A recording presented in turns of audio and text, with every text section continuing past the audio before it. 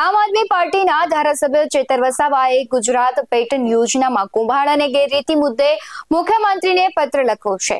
કારણ કે એક મીટિંગમાં ધારાસભ્ય સહિતના ચૂંટાયેલા સભ્યો અને કલેક્ટર દ્વારા જે કામ નક્કી કરવામાં આવ્યા હતા તે કામોને પ્રભારી મંત્રી દ્વારા રદ કરવામાં આવ્યા. ધારાસભ્ય ચેતર વસાવા કલેક્ટરની ઓફિસ બહાર ધરણા પર બેસી ગયા હતા. કેમ ચેતર વસાવાને ધરણા પર બેસવું પડ્યું અને કઈ મીટિંગની શું વાત હતી તે અહીંયા કરવામાં આવી રહી છે, જાણીએ આ અહેવાલમાં. નમસ્કાર, આપની સાથે હું ભગવતી વિશાવડે. ગુજરાત પેટર્ન યોજનાના વર્ષ 2024-25 ના આયોજન માટે અગાઉની મીટિંગમાં ધારાસભ્ય સહિતના ચૂંટાયેલા સભ્યો અને કલેક્ટર દ્વારા 30 કરોડના જે કામ નક્કી કરવામાં આવ્યા હતા તે કામોને પ્રભારી મંત્રી દ્વારા ફાઇલોને ગાંધીનગર મંગાવીને રદ કરવામાં આવતા ધારાસભ્ય ચેતર વસાવા કલેક્ટર કચેરી ખાતે ધરણા પર બેઠા છે.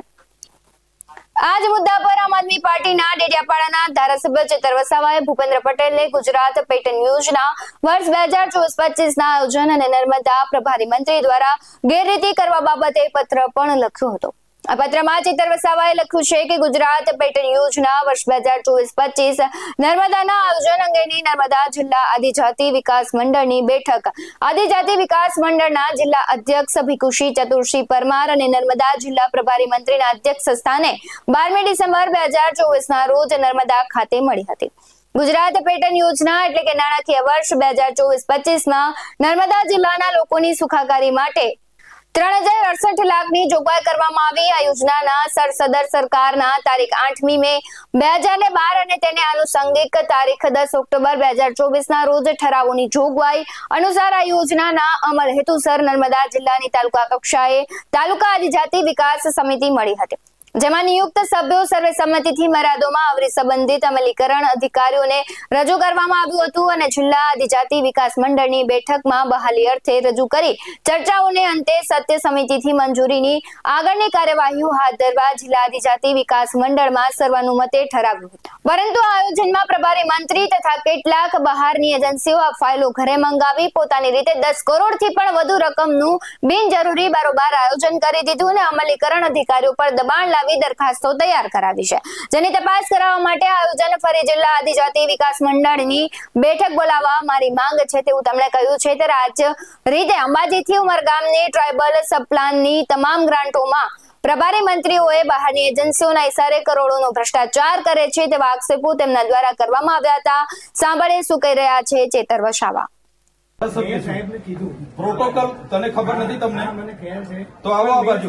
હા, પણ મને જવાબ આપો ને. હા, પણ અહીંયા આવીને જવાબ આપો મને. આ બાજુ આવીને જવાબ આપો. અમે બી ખાધા પીધા વગર જ છે.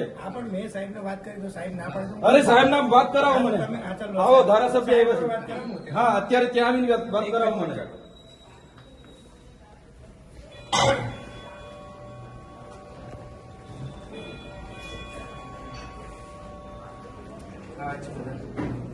હેલો સર, ધારાસભ્ય શ્રી ચૈતરભાઈ વસાવા સાથે વાત કરો. આપું છું. એમનો પીએ છે. હા, કલેક્ટર સાહેબ, હું હમણાં જ આપણી મીટિંગ પતાવીને મેં ગુજરાત પેટર્નની યાદી માંગી. સર્વ સંમતિથી અમે જે ગુજરાત પેટર્ન યોજનાનું હમણાં 30 કરોડનું આયોજન થયું પ્રભારી મંત્રીની અધ્યક્ષતામાં. અમે તાલુકા જિલ્લાના ચૂંટાયેલા પ્રતિનિધિ, ધારાસભ્ય, સાંસદશ્રી અમે બધાએ સર્વસંમતિથી 30 કરોડનું આયોજન સર્વાનુમતે મંજૂર કર્યું. આ વર્ષનું 24-25નું હમણાં જ આ 15-20 દિવસ પહેલા મીટિંગ થઈ. તો 30 કરોડના આયોજનમાં અમારા એક પણ કામ નથી આવ્યા અને પ્રભારી મંત્રીએ બારોબાર કોઈ એજન્સીના કામો બધા મંજૂર કર્યા છે. અમે કલેક્ટર સાહેબ, અમારી પાસે પ્રાયોજના વહીવટદાર શ્રી આયોજન માંગ્યા હતા. એ આયોજન અમે મીટિંગ પહેલા એમને અમારા સૂચનો આપી પણ દીધા. મીટિંગમાં એ કામોની બહાલી પણ થઈ ગઈ અને જે યાદી ફાઇનલ થઈ છે પ્રભારી મંત્રીની સહીથી, પ્રભારી મંત્રીની અધ્યક્ષતામાં બધા કામો મંજૂર થઈ જાય છે અને એ ફાઇલો ગાંધીનગર મંગાવીને પ્રભારી મંત્રીઓએ તમામ કામો અમારા રદ કરી અને પ્રભારી મંત્રીએ પોતાના કામો જે કોઈ કામના કામો નથી એવા કામો મંજૂર કરી દીધા છે. તો ડેડિયાપાડા અને સાગબારાના લોકોએ અમને મત આપ્યા છે કે પ્રભારી મંત્રીને મત આપ્યા છે?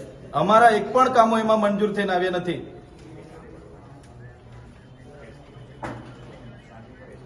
ના, પ્રાયોજના અધિકારી આમાં સભ્ય સચિવ હોય છે. 30 કરોડનું નર્મદા જિલ્લાનું આયોજન થયું. 30 કરોડમાં પ્રભારી મંત્રીએ પોતાના હા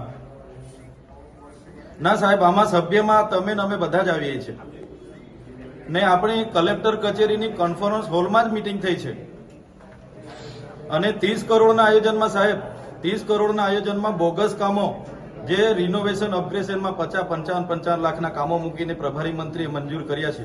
અમે હમણાં યાદી લઈને આવ્યા, હમણાં જોયું અમે. તો આવું તો કઈ રીતના ચાલશે કે ચૂંટાયેલા પ્રતિનિધિઓ આયોજન આપે?